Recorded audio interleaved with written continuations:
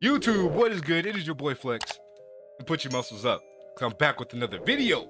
Now today's video, man, we're going to be checking out what's clearly a scam, but Americans have been conditioned to believe is normal. It's a very long title, you know what I mean? And the video is only 11 minutes long, and I feel like all the scams in America could probably make a 24-hour video, you know what I mean? So we're going to cut out all the chit-chat, man. Grab your headphones, turn the volume up, get that full experience.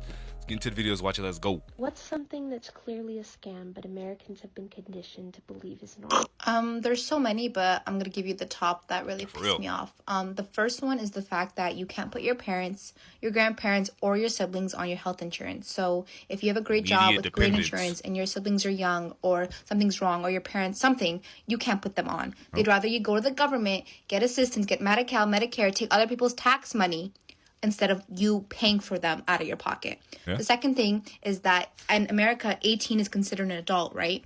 But they still use your parents' income to determine if you're able to pay for college. The third one that I think is mind-blowing is that we have to pay for water.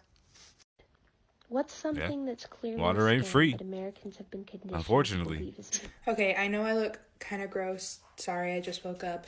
But this is something I've actually heard someone talk about on TikTok before, like they've addressed it. But when you go into debt and your debt gets sent to a debt collector, they buy your debt for however much it costs, and then they make money by charging you more money because they bought your debt. So you're only entitled to pay what you actually owe, and sometimes even less than that. Like, I've done research on it, and it's true.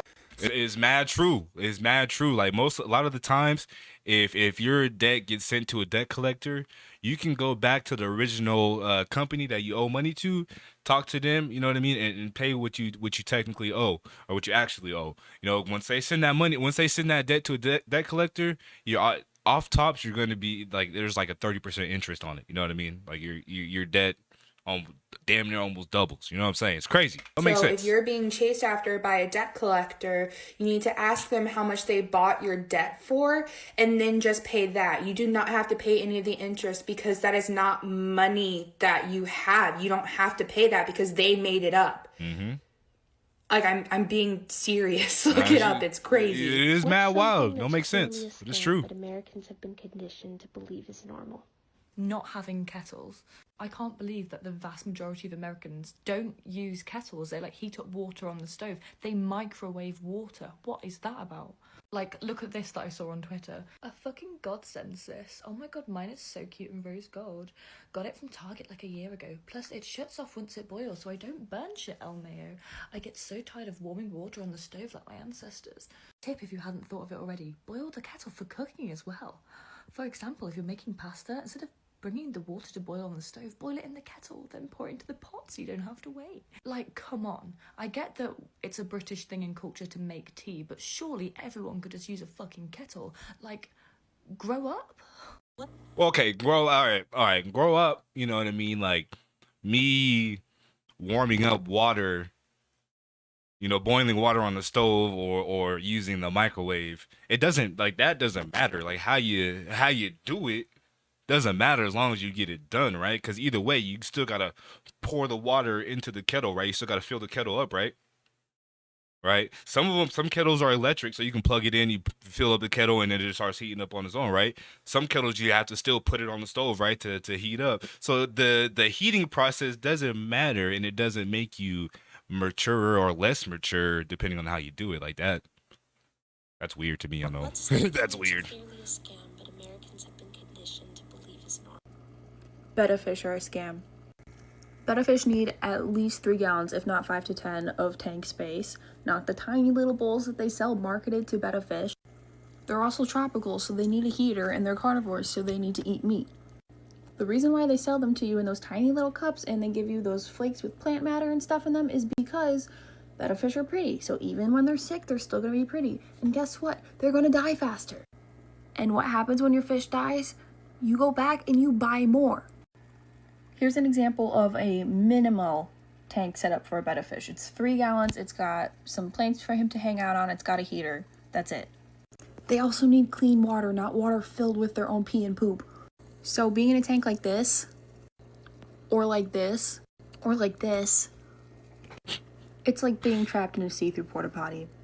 What's something Okay, well, I mean, like, I I don't really, like, I don't care for, like, you know, like, I'm a fisher, you know, I like to fish to eat it, you know what I mean? Like, I don't really care, you know, how it looks in my house. I don't own a fish, you know. Back in the day, I had a goldfish, and it died pretty quickly. I'm not gonna lie, you know, I was like 8 years old, so like, what do you want me to do? You know what I mean? But it's like, majority of Americans don't really care about beta fish. scam, but I would Americans assume. have been conditioned. That tipped workers make less than minimum wage. Like much of America's history, tipping has a racist legacy, so let's talk about how we got here. Tipping showed up in America after the Civil War because wealthy Americans who were vacationing in Europe wanted to seem sophisticated. But America in general actually hated the concept of tipping. They thought of it as classist and condescending. They disliked it so much that that dislike actually spread to Europe, and as a result, Europe doesn't customarily tip anymore. They pay their servers minimum wages. Why isn't it that way in America? Because slavery had just ended, and in the hospitality sector, employers didn't want to pay former slaves, so they let them work just off of tips with no wages. When restaurant owners finally figured out how much they had to gain from this, they lobbied really hard and made sure that when the 1938 Fair Labor and Standards Act was introduced,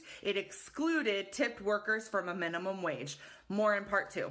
Part 2 of tipped workers' wages in America. It wasn't until 1966 that advocates were even able to accomplish a base pay for tipped workers, and even then it was a sub-minimum wage. The current federal minimum wage for tipped workers is $2.13 an hour. It hasn't been changed in 25 years. Yeah, that's the crazy. idea is that if your tips don't add up to minimum wage, that the employer is supposed to make up for that. But the Department of Labor did a compliance sweep from 2010 to 2012 and found that 84% of restaurants had violated those laws. Further complicating this issue is the fact that there's not a consensus among servers whether or not this would be a good thing to get rid of tips, because there are a lot of servers who make good money, but the numbers don't lie. Tipped workers experience poverty at a much higher rate than non-tipped workers, and I'm sure you're not going to be surprised by hearing this. Women and people of color typically make less in tips than do their white male counterparts, so we have to start asking ourselves whether or not this system is working for everybody. More in part 3. Part 3 of tipped workers' wages in America. So let's talk about restaurants. That's a lot of parts, I ain't gonna lie. Part 1 and 2, then you know now why you're paying the server's bills, right? But did you know that you're also paying for other employees? There's a thing called tip share. Now, I can't really provide a source for this because so many restaurants do it differently, but in my experience, what I had to do was print out my sales for the end of the night, and based on what my sales were, I paid 3% of it in tip share. And that tip share went to hosts, bussers, bartenders, etc. Here's the kicker though. If you don't get tipped, you still owe that tip share. So when somebody stiffs you on a $100 check, you pay $3 out of your own pocket to serve them. I understand that there are some people that say, well, if they didn't do a good job, then I shouldn't have to tip them. But please take these factors into consideration. There could be 100 reasons why the service was bad, and not all of them are the server's fault. We could be the very best servers on the planet, and some people just still won't tip us. And unless they committed some kind of heinous act, does anybody deserve to pay out of pocket to do their job? Part 4 of tipped workers' wages in America. Okay. She's obviously going to take majority of this video. I didn't know she's going to have so many parts, but I think it's actually it's 100% a scam, right? The tipping system in America is 100% a scam. It's like a lot of these people are working well below, or working for well below under the minimum wage, right? And a lot of them don't get tipped throughout their shift, you know, for, like she said, for multiple reasons, you know what I mean? But at the same time, it's like we're like the customer shouldn't be responsible for, you know, for having to pay the workers, right? Like we when you go to a restaurant or whatever, you're going there to enjoy the food, right? This person brings you their food, they give you, you know, they give you your drinks, you know. So it's like you do that at a courtesy, right? Because this person is going above and beyond, right? So I'm giving you my money on top of what I'm paying the restaurant because I enjoyed you, right? It should not be on the customers to pay the server's wages. You know, like me personally, I'll tip, and I'll tip extra if you're a good server. But that doesn't mean I'm responsible for your actual wage. That's crazy to me.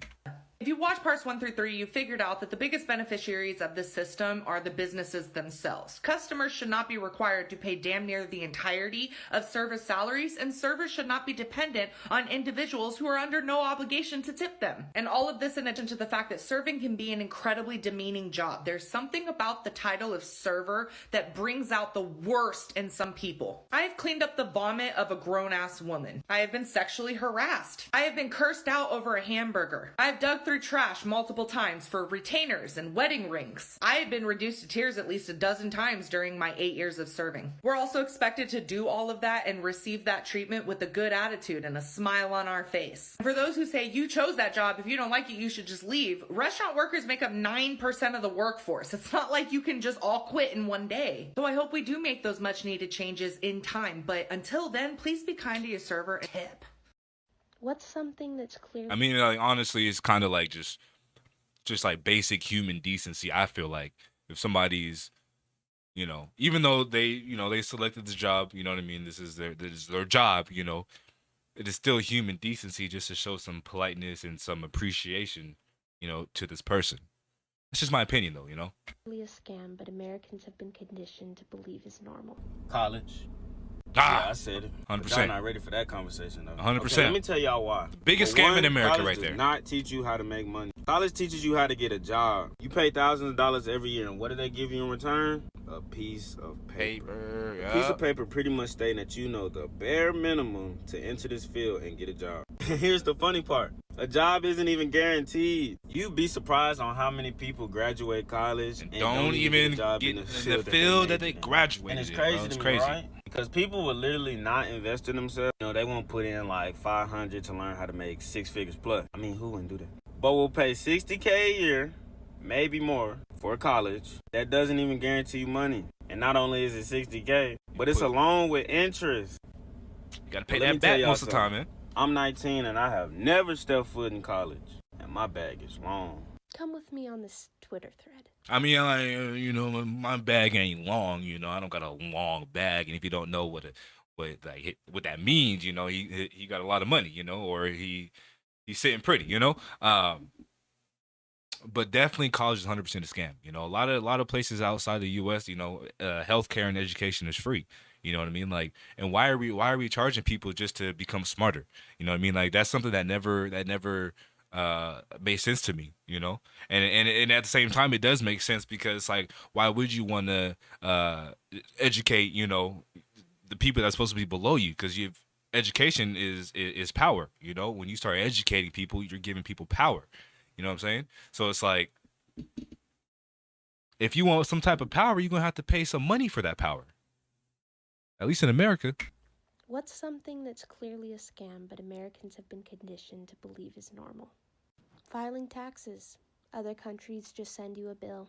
U.S. uses human error to prey on poor people and let rich people game the system.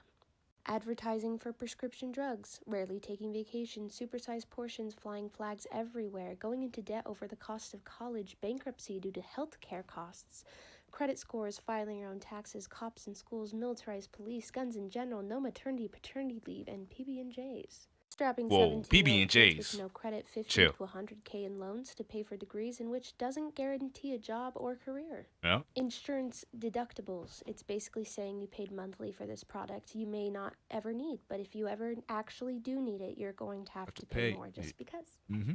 Credit scores. Stupid. Nothing's real. It's all made up. Do what you want. It's all made up.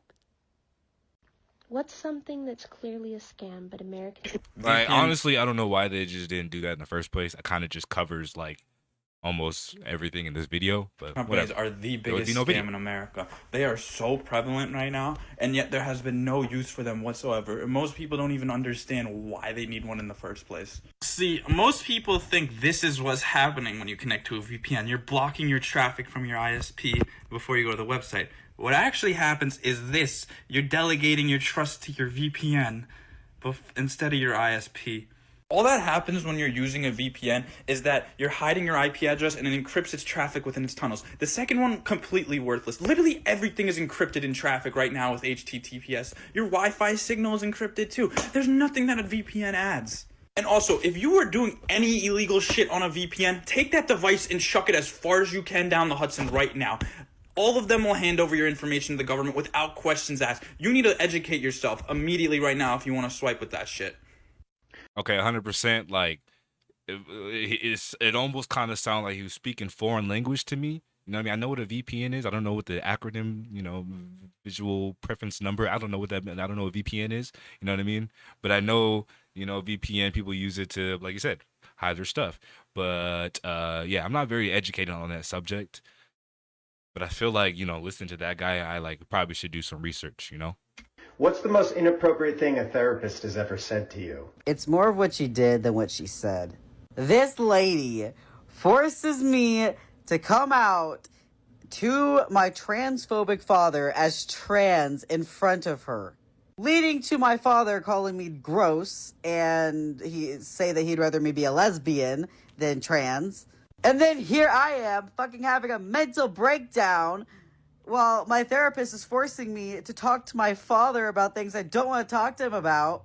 Yeah, that led to me not going to her anymore. What's an opinion you have that might... That's very unfortunate, man. Like, I don't understand any parent who judges their kid for their preferences. You know what I mean? Like, I'll never understand it. I've said before, I got kids, and if my kids, if my son grows up gay, I'm gonna love him either way. If my daughters grow up lesbian, I don't even know if I'm supposed to say these things on YouTube. But if either of my children were to grow up that way, that's just how it's gonna be. I'm not gonna treat them any less. You know what I mean? Those are my children. piss some people off. If you are consistently late and make it a part of your personality, oh, you should know that I'm always late, you're rude, you're selfish, and all you're doing is telling everyone else that you don't give a shit about their time. And the only person that matters is you. Grow up. Why doesn't every... Okay, low key, I kind of feel attacked because I do, depending on what it is, you know what I mean? Like, if it's not, if my timely manner isn't pertinent, I may be a few minutes late, you know what I mean? But if it's a necessity that I show up on time, I'm gonna show up on time, you know what I mean? If I tell you, and first off, I don't ever give an exact time. I'll tell you, okay, we can meet between this time, right? Or I'll be here between this and this time. You know what I mean? Like, I don't ever want to set an expectation I can't meet. So at the same time, man, I'll be late to things, man. I don't know, man. It's a very interesting video, man. Thank you for recommending this video. I seen it in the last video comment section. I appreciate that. So you guys know what to do, man. Give this video a thumbs up, post it in the comments down below, and of course, smash that big red button. Till next time, y'all, put your muscles up. It's your boy Flex. I'm out of here. Peace.